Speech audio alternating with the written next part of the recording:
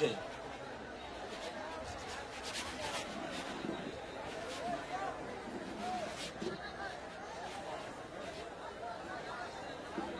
बैठ जाइए, आगे वाले सारे लोग बैठ जाइए प्लीज।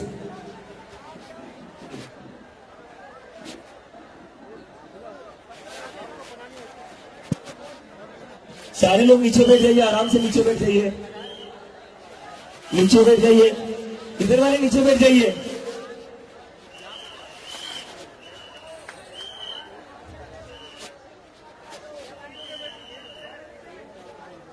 बैठ जाइए, बैठ जाइए, please sit down, please sit down. Girls at the back, please sit down.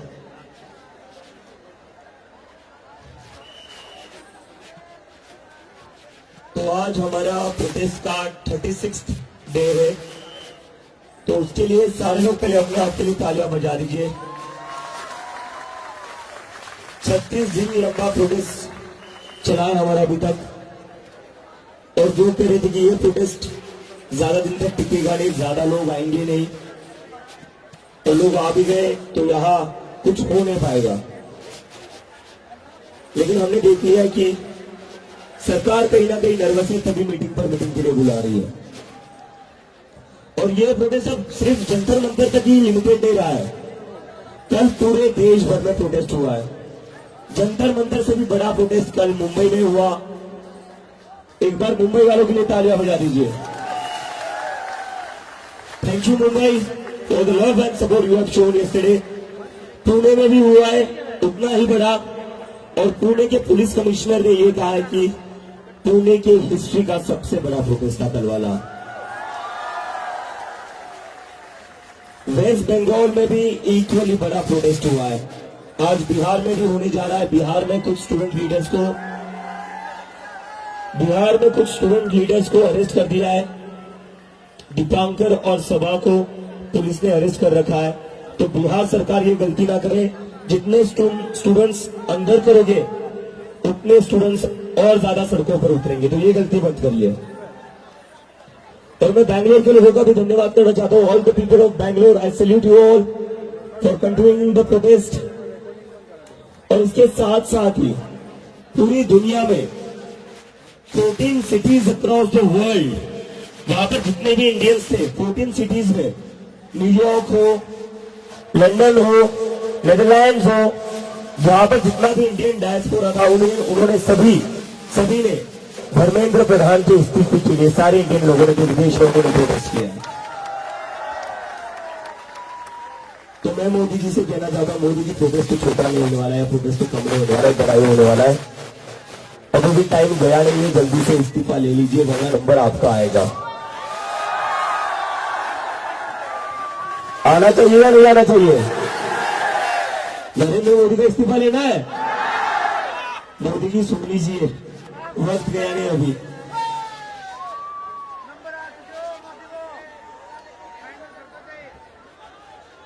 जय महाराष्ट्र। अभी पिछले कुछ दिनों से मैं देख रहा हूं कि दिल्ली पुलिस जो है फिर से गुंडागिरी और अपनी घटिया हरकत पर उतर आई है। मुझे इंस्टाग्राम पर कई सारे साथियों के मैसेज आए जो हमारे साथ पहले दिन से प्रोटेस्ट कर रहे थे। उनके घर पर पुलिस जा रही है, बस उनके घर पर नहीं जा रही, उनके रिश्तेदारों के घर भी जा रही है, उनके दोस्तों के घर भी जा रही है और परेशान कर रही है। दिल्ली पुलिस को शर्म आनी चाहिए। कोई अच्छा काम कर लो ना, कोई ढंग का काम कर लो ना। जो जुनेद यहां पर सबको खाना बांट रहा था, उसके पिताजी तक को दिल्ली पुलिस, यूपी पुलिस वाले उसके पिताजी तक को उठा ले गए।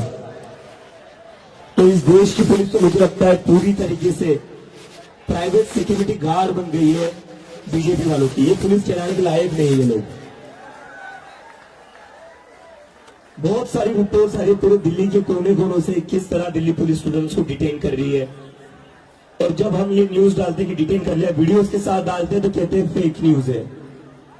आपकी तरह हमें भी अंधभक्त समझ कर रखा है क्या? दिल्ली पुलिस से मैं कहना चाहता हूं, अगर स्टूडेंट्स को डिटेन करना आपने बंद नहीं किया, अगर जो लोग यहाँ पर पीसफुली प्रोटेस्ट कर रहे थे इतने 1 महीने से ज्यादा के समय से, उनको डिटेन करना बंद नहीं किया, उनको परेशान करना बंद नहीं किया, तो मजबूरी में आकर हमें पुलिस हेडक्वार्टर के सामने धरना देना पड़ेगा। और आपको पता है, एक बार हम बैठ जाते तो उठते नहीं है। तो दिल्ली पुलिस ये तिरछी हरकतें ना करे, वर्दी का सम्मान करे, गुंडों को पकड़िए, क्रिमिनल्स को पकड़िए, जो बीजेपी के गुंडे आपके ऊपर पथराव करते हैं उनको पकड़िए, बच्चों को सताइए मत, थोड़ी शर्म कर लो। 20 तारीख को आपने जो किया है बच्चों के साथ, उसके बाद तो आपको सबको शर्म से डूब करना चाहिए। आपके बच्चे भी आपका चेहरा देखना पसंद नहीं करते होंगे घर पर। जब आप घर पर जाते होंगे आपके बच्चे भी आपसे डरते होंगे कि नहीं बच्चों को मारने वाला गुंडा आ गया। तो दिल्ली पुलिस ये हरकत बिल्कुल भी ना करे, अच्छा नहीं लग रहा बिल्कुल भी। पूरे दुनिया में थू थू हो रही है दिल्ली पुलिस की, और दिल्ली पुलिस की वजह से देश की बदनामी हो रही है। पूरी दुनिया में मैसेज क्या जा रहा है कि दिल्ली पुलिस 12-12 साल की लड़कियों के सर फोड़ रही है, दिल्ली पुलिस लाठियों में नेल्स लगाकर बच्चों को मार रही है, लड़कियों के कपड़े फाड़ रही है। शर्म कैसे नहीं आती इन लोगों को? इतने चापलूस कैसे हो सकते हो आप दिल्ली पुलिस वालों? इतने चापलूस कैसे हो सकते हो? बहुत बड़े बड़े चापलूस देखे मैंने, लेकिन दिल्ली पुलिस जितने बड़े चापलूस नहीं देखे। चापलूसी की सारी हदें पार कर दी है इन्होंने। थोड़ी तो शर्म कर लीजिए, थोड़ा तो लिहाज कर लीजिए, अपना नहीं तो कम से कम अपनी वर्दी का तो लिहाज कर लीजिए। और अगर बीजेपी के नेताओं की इतनी ही चापलूसी करनी है तो वर्दी उतार दीजिए, बीजेपी के हेडक्वार्टर पर जाकर कहना शुरू कर दीजिए मैं भी चौकीदार।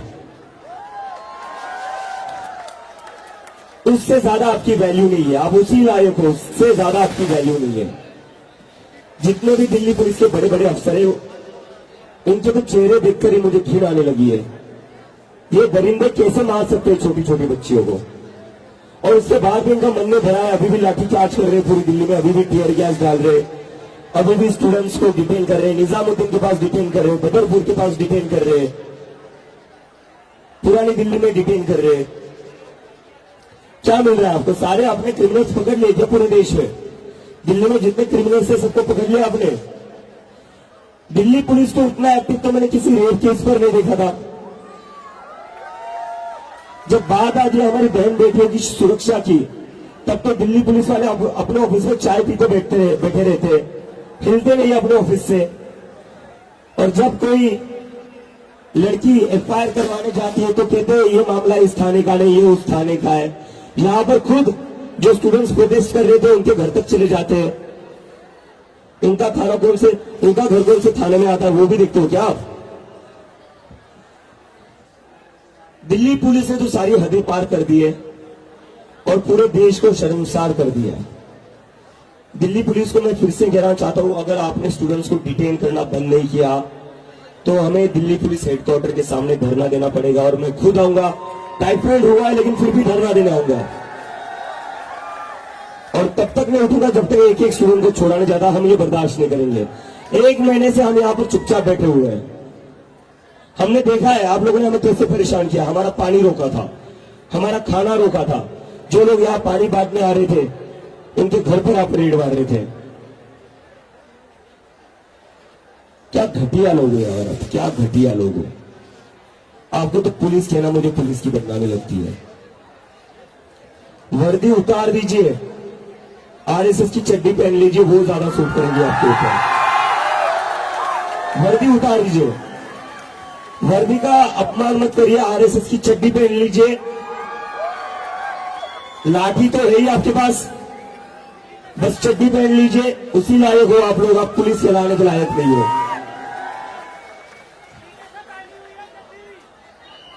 और आज फिर से मीटिंग के लिए बुलाया है हमारे डेलीगेशन को जेपी नड्डा जी ने, सरकार ने। और जो बात मैंने कल आशुतोष और सौरभ से कही थी वो ही आज बात फिर से कहूंगा। धर्मेंद्र प्रधान के इस्तीफे से कम कुछ मंजूर नहीं है हमें, उससे कम कुछ मंजूर नहीं है ना। इस्तीफा लेकर ही उठेंगे ना। और अगर जल्दी से जल्दी धर्मेंद्र प्रधान का इस्तीफा नहीं होता है तो हम फिर से हम एक बड़ा कॉल देंगे और वो कॉल 20 जुलाई से भी बड़ा होगा।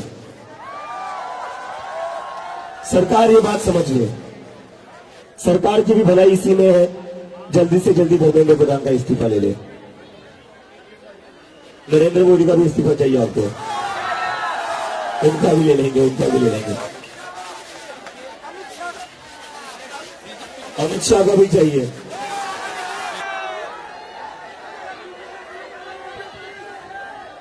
कोई बात नहीं, एक ही चाय की टपरी फिर से खुलवा देंगे, उसके बगल में दूसरे का समोसे का ठेला खुलवा देंगे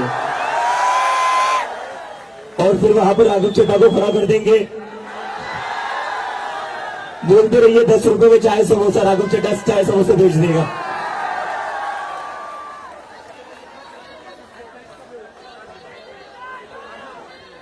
बड़े आए थे जेएनजी लीडर बनने, चाय समोसा बेचने वाले। देखिए जेएनजी लीडर तो आप लोग हो जो यहां पर सारे आ रहे हैं। मैं अभी मेरी तबीयत थोड़ी खराब थी, मुझे थोड़ा आराम करने का मौका मिला, तो फाइनली मैं थोड़ा इंटरनेट देख पाया, क्योंकि यहाँ तो कैमरास लगा रखे। तो मैं इंस्टाग्राम पर कई सारे रील्स देख रहा था। एक लड़की एकदम तैयार होकर बोल रही मैं जा रही हूं जंतर मंतर पुलिस की लाठी खाने। एक लड़का एकदम से अपने बाल संवारते हुए, बाल सेट करते हुए कहने जा रहा हूं, क्या था वो, दिन में लाठी रात को पार्टी। तो डर तो खत्म हो चुका है, डर पूरा खत्म कर दिया है। और ये सारी रील्स देखकर मुझे एक ही चीज याद आती है, मैरी कॉम मूवी का एक डायलॉग था, किसी को इतना भी मत डराओ कि उसका डर ही खत्म हो जाए। और नरेंद्र मोदी ने वही गलती करी है। इस देश को पिछले 12 साल में इतना डरा कर रखा है, इतना डरा कर रखा है, लिमिट होती है हर चीज की। लेकिन मैं सल्यूट करता हूं जेएनजी को। नरेंद्र मोदी को क्या पता, ये जेएनजी जो अपने मां बाप से नहीं डरता है वो आपसे क्या डरेगा। जेएनजी किसी भी अथॉरिटी से नहीं डरता, and I really respect JNG for that. क्योंकि मैं तो जेएनजी नहीं हूं टेक्नोलॉजिकली बोला जाए तो, मतलब टेक्निकली, क्योंकि मैं 30 इयर्स ओल्ड का हूं, आई एम 95 बोर्न, और जेएनजी मुझे लगता है आफ्टर 97 होते हैं। लेकिन एक चीज मैं रिस्पेक्ट करता हूं जेएनजी की, जैसे हम जब बड़े हो रहे थे, मुझे लगता है जितने भी 90s किड्स है वो इससे रिलेट कर पाएंगे। जब हम बड़े होते थे, हमें हमारे घर वाले बोला करते थे ऐसे उठपटांग सवाल मत करो। जब हम स्कूल में जाते थे प्रिंसिपल हमें सवाल नहीं करने देते थे, नहीं करने देते थे ना। हमें हमेशा चुप रहने के लिए कहा जाता था जब भी हम कुछ सवाल करते थे। लेकिन ये जेएनजी है ना, इनको मैं सलाम करता हूं। ये घर वाले से भी सवाल करते, ये प्रिंसिपल से भी सवाल करते, ये टीचर से भी सवाल करते, और अब देश के प्रधानमंत्री से भी आंखों में आंखें डालकर सवाल कर रहे हैं। और बस सवाल ही नहीं कर रहे, खिल्ली उड़ा रहे प्रधानमंत्री की। So I salute the Gen Z for this. Your courage, your resilience is really admirable, really। मैं यहां नहीं बैठ पाता अगर आप लोग इतने सपोर्ट में नहीं आते, तो मैं कुछ नहीं कर पाता। नहीं, दैट इज रॉन्ग। अगर इतना बड़ा सपोर्ट नहीं होता तो मैं अकेला इंसान क्या कर लेता।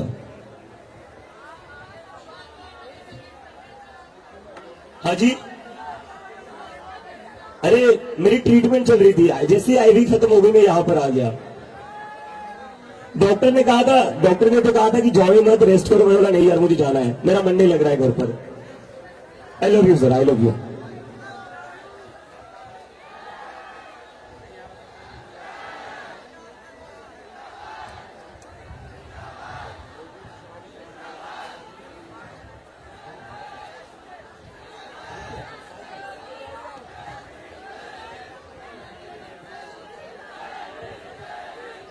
क्या बोल,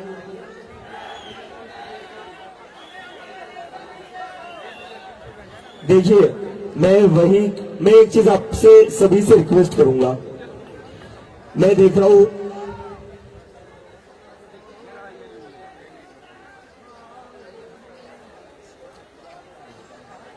सौरभ आ गया, एक बार सौरभ के लिए तालियां बजा दीजिए।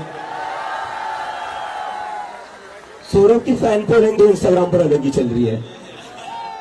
मुझे लगता है सौरभ नरेंद्र मोदी को भी ओवरटेक कर लेंगे इंस्टाग्राम पर।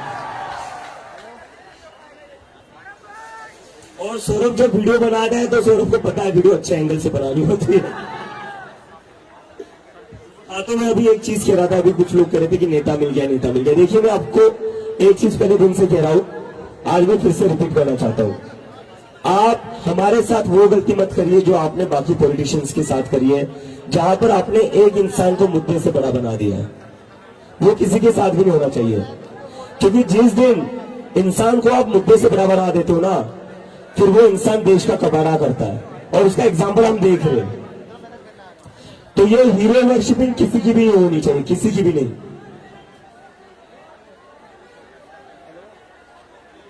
आपको पुलिस वालों ने पकड़ के रखा था, कौन सा थाने में? पार्लियामेंट स्ट्रीट स्टेशन के बाहर। सौरभ, मैं बोल, देखिए, मैं कहना चाहता हूं जितने जितने लोगों को पुलिस परेशान करेगी, केस फाइल करेगी, सबको लीगल हेल्प हम प्रोवाइड करेंगे। किसी को भी हम ऐसा छोड़ेंगे नहीं, सबको लीगल हेल्प प्रोवाइड करेंगे। और ये जितने भी पुलिस ऑफिसर हैं, चाहे कितने भी बड़े ऑफिसर्स हो, इनको सबको हम कोर्ट में घसीटने की तैयारी कर रहे हैं। किसी को भी इतने लाइटली जाने नहीं देंगे हम। इन्होंने जो घिनौना बर्ताव करा है, जो ब्रूटैलिटी करी है, ऐसे ही नहीं जाने देंगे हम इनको कोर्ट में घसीट कर रहेंगे।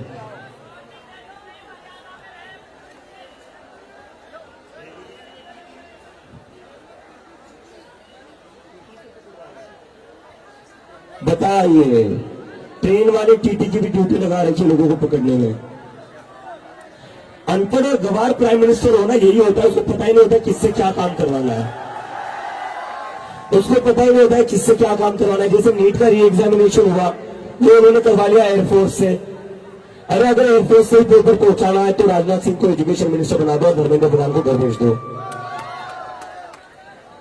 इसलिए देश का प्रधानमंत्री पढ़ा लिखा तो होना बहुत जरूरी है।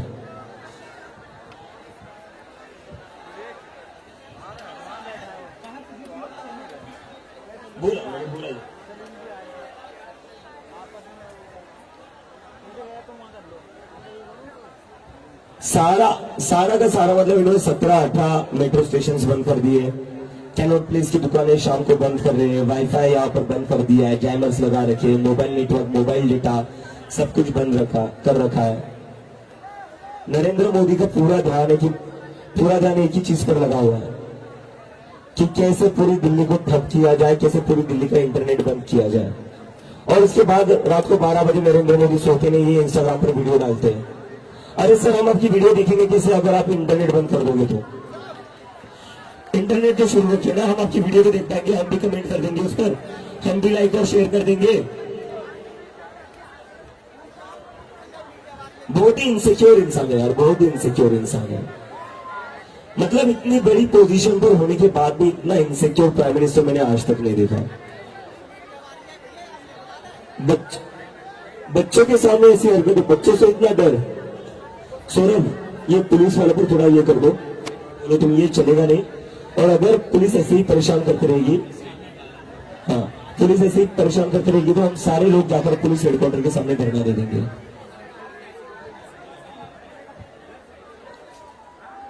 आज हमने पुलिस वालों को एक चिट्ठी लिखी है और एक स्टेटमेंट भी रिलीज किया है। कमिश्नर ऑफ पुलिस जो है, उनको हम लोगों ने स्टेटमेंट के थ्रू बताया है कि यहाँ पे जंतर मंतर में जो लोग आ रहे हैं एंड यहाँ से जो लोग जा रहे हैं, खास करके जो युवा है और यंग दिखते हैं, उन लोगों को पुलिस वाले डिटेन करके इलीगल तरीके से अपने अपने पुलिस स्टेशन ले जा रही है। 2 रात पहले क्या हुआ, निजामुद्दीन का जो पुलिस स्टेशन है, वहां पे 3 छोटे लड़के जो खाना ला रहे थे 300 पैकेट जंतर मंतर में, उनको पकड़ लिया पुलिस ने एंड फिर उनको डिटेन करके रखा। उनके साथ जो लोग थे, उनके घर वाले, वो यहाँ पे आए, हम लोगों ने बात किया, लॉयर्स को भेजा, फिर उनको छुड़वाया वहां से। लेकिन इतनी शर्मनाक हरकत पुलिस ने की कि वो जो 300 पैकेट खाना था वो उन्होंने जब्त कर लिया एंड उसको वापस नहीं दिया। मतलब दिल्ली पुलिस खाना भी चोरी कर रही है आजकल। अरे आपको अगर खाना खाना है तो आप जंतर मंतर आ जाइए, खिला देंगे आपको। हम लोगों का बहुत बड़ा दिल है युवाओं का।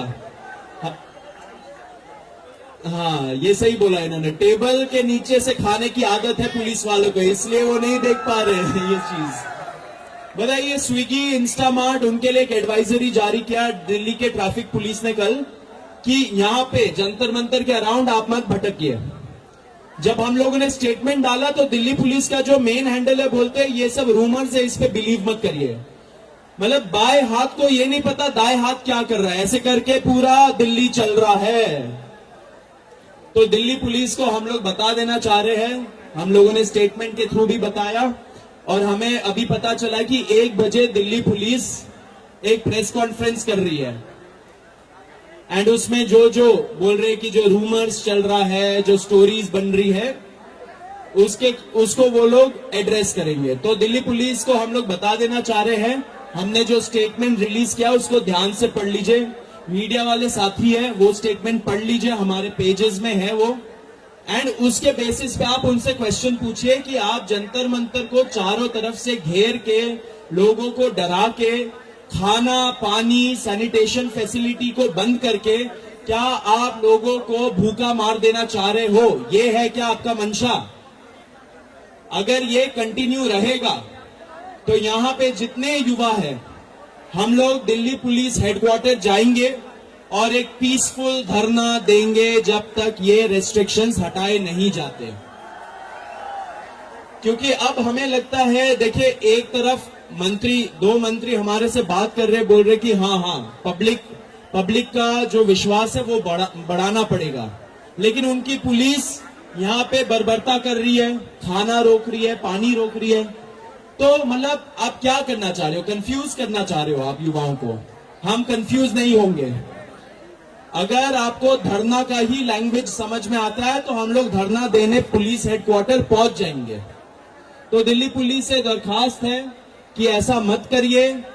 गाजा, पैलेस्टाइन, वहां पे होता है ऐसा सीज बोलते हैं इसको, चारों तरफ से सीज लगाना, ये सीज मत लगाइए जंतर मंतर में। हम इस देश के नागरिक हैं, सारे युवा है, देश के फ्यूचर है। हम लोगों को खाना पूरा देश बेच रहा है, एंड दिल्ली पुलिस जो कर रही है बहुत शर्मनाक है। हमारा रिक्वेस्ट है फिर से कि इमीडिएटली आप इस चीज को बंद करिए, नहीं तो धरना होगा। दूसरा माइक है, घुमा दीजिए थोड़ा क्राउड में। और मैंने ये कल बोला था यहाँ ऊपर त्रिपाल लगाने के लिए, लगा दीजिए ना। धूप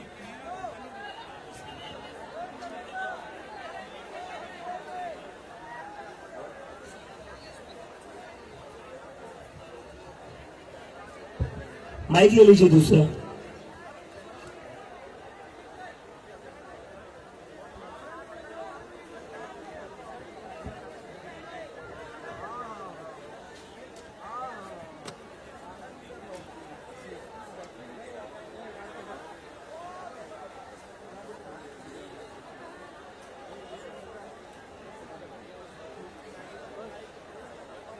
हेलो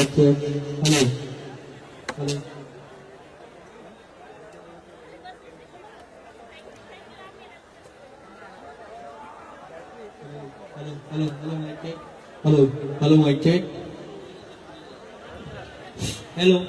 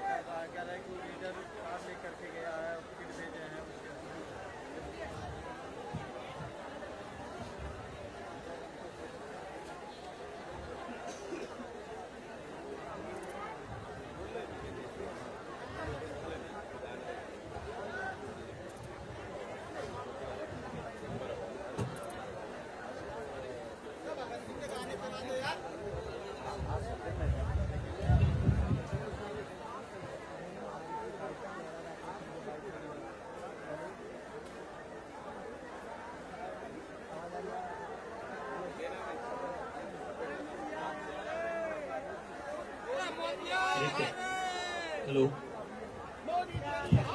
हेलो, अरे माइक घुमा दो ना यार। एक सारे लोग मतलब अभी हम माइक घुमाएंगे, 30-30 सेकंड में आप अपनी बात रखिए, या सवाल होगा कोई सवाल पूछ लीजिए, बस आप लोगों से बात कीजिए। हेलो हेलो हेलो हेलो,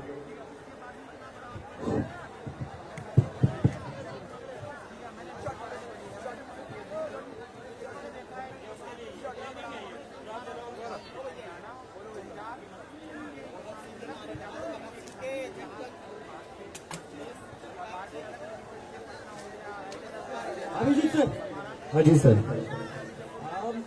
पूरे देश में ये माइक ऐसा क्यों हो रहा है सर?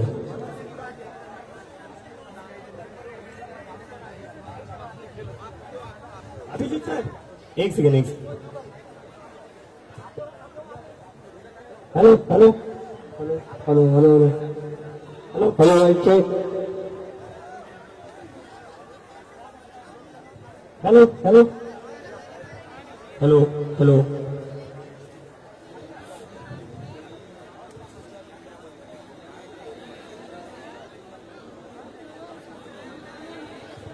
हेलो। खूब खूब धन्यवाद सर, तुमचा खूप खूप धन्यवाद।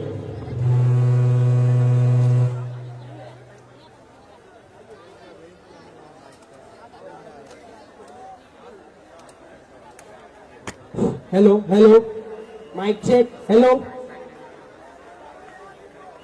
Hello hello. अभिजीत सर, हाँ सर, मी महाराष्ट्र से हूँ। हाँ सर। भारतातून सध्याला भारतातून सर दोन क्या हो रहा है? नहीं खड़े नहीं खड़े हम आगे जाके पीछे आ जा हेलो एक सेकंड रुक जाइए सर।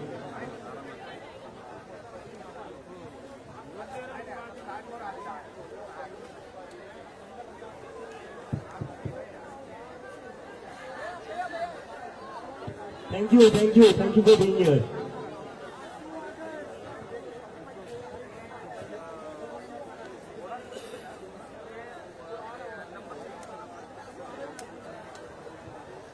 Hello hello hello